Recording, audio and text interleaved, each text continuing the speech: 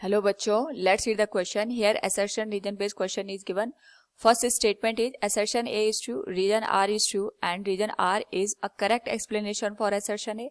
Second, assertion A is true, region R is true and region R is not a correct explanation for assertion A. Third, assertion A is true, region R is false and fourth, assertion A is false and region R is true.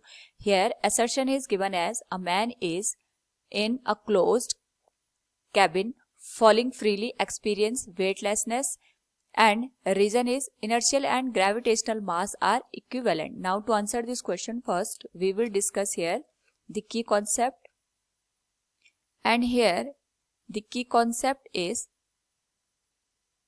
condition for weightlessness. तो जब हम बात करते हैं यहाँ पे weightlessness की, उस पर्टिकुलर केस में किसी भी ऑब्जेक्ट पे लगने वाला जो नेट फोर्स होता है, नेट फोर्स की वैल्यू 0 के बराबर होती है.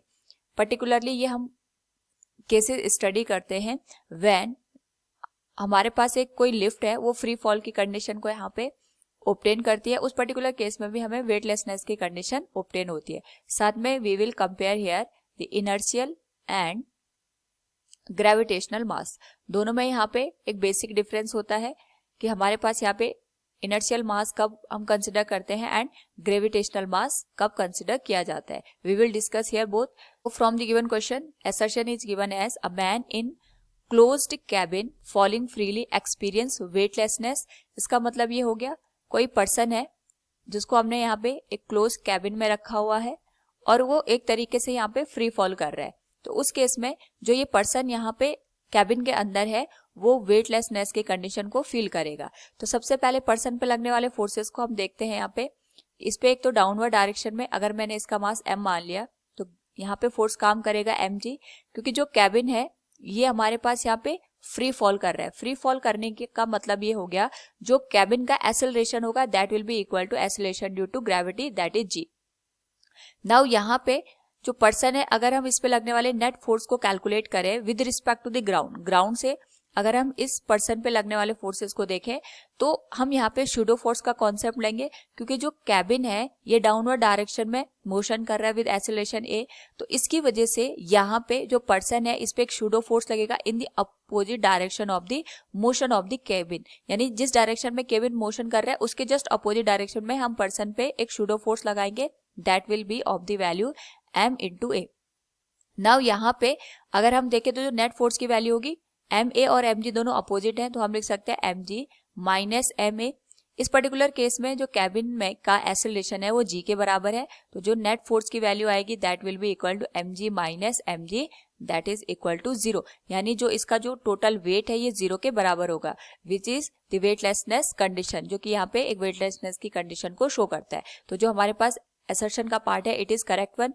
And reason is stating inertial and gravitational mass are equivalent. तो सबसे पहले हम यहाँ पे इनर्शियल मास को कंसिडर करते हैं.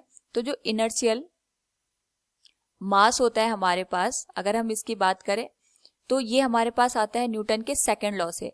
जो सेकंड लॉ है ये हमें बताता है कि किसी भी ऑब्जेक्ट पे जब हम फोर्स अप्लाई करते हैं तो फोर्स की वजह से जो एक्सेलरेशन है इसमें भी चेंजेस आता है.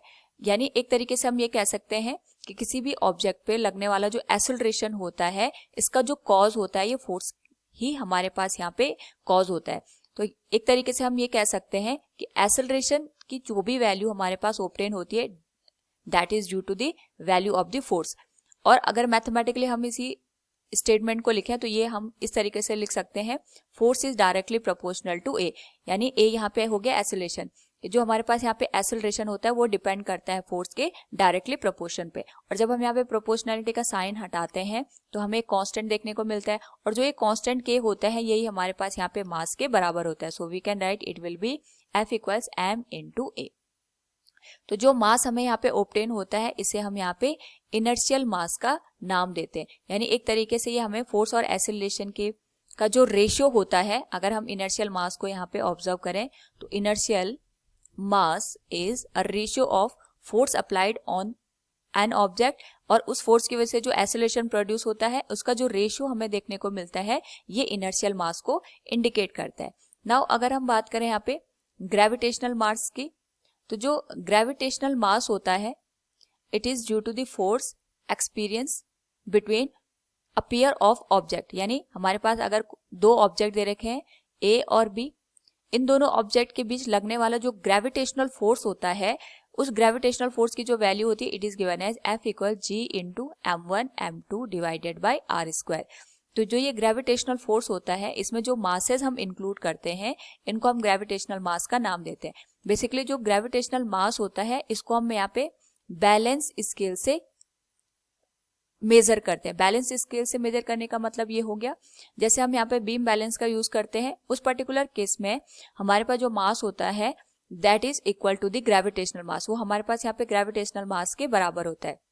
बेसिकली इसमें हम कुछ ऑब्जेक्ट लेते हैं जिसका मास हमें नोन होता है, जैसे हम बीम बैलेंस में लेते हैं तो उसमें कुछ मासेस का हमें वैल्यू पता होता है और उन्हीं मासेस का जो वैल्यू होता है उससे हम कंपेयर करते हैं अननोन मासेस को, यानी by the method of the comparison जो अननोन मास की वैल्यू होती है उसे हम यहाँ पे फाइंड आउट करते हैं, और इस कंडीशन में जो हमें मास ऑब्टेन होता है उसे हम ग्रेविटेशनल मास का नाम देते हैं। तो ग्रेविटेशनल मास ऑब्टेन होता है बिटवीन टू ऑब्जेक्ट्स, कि किस तरीके से वो एक दूसरे पे यहाँ पे ग्रेविटेशनल फोर्स लगा रहे हैं, और इनर्शियल मास होता है हमारे पास कि जो रेशियो होता है फोर्स और उसके रिस्पेक्ट में जो एक्सेलरेशन प्रोड्यूस होता है उसके रेशियो के बराबर।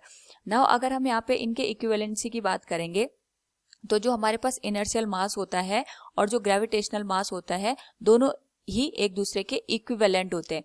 इक्विवेलेंट होने का ये मतलब हो गया कि अगर हम यहाँ पे ग्रेविटेशनल फोर्स की बात करेंगे तो जो ग्रेविटेशनल फोर्स आएगा उसकी वजह से यहाँ पे कुछ ना कुछ एक्सेलरेशन प्रोड्यूस होगा, और वहां पे जो एक्सेलरेशन प्रोड्यूस होगा ग्रेविटेशनल फोर्स और इस ग्रेविटेशनल एक्सेलरेशन का जो रेशियो हमें देखने को मिलेगा that will be equal to the mass, वो हमारे पास यहाँ पे मास के बराबर होगा, जो कि हमारे पास यहाँ पे इनर्शियल मास के ही बराबर है। तो यहाँ से हम देख सकते हैं चाहे हम यहाँ पे ग्रेविटेशनल मास की बात करें चाहे इनर्शियल मास की बात करें, दोनों ही एक दूसरे के इक्विवेलेंट होते हैं। तो जो हमारे पास यहाँ पे रीजन का पार्ट है it is also correct one, दोनों हमारे पास यहाँ पे करेक्ट है।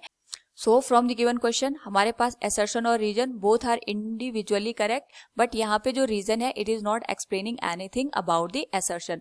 So we can say here assertion A is true, reason R is true. Reason R is not a correct explanation for assertion A. Option second will be the correct one. Hope all you understood it. Thank you and best of luck.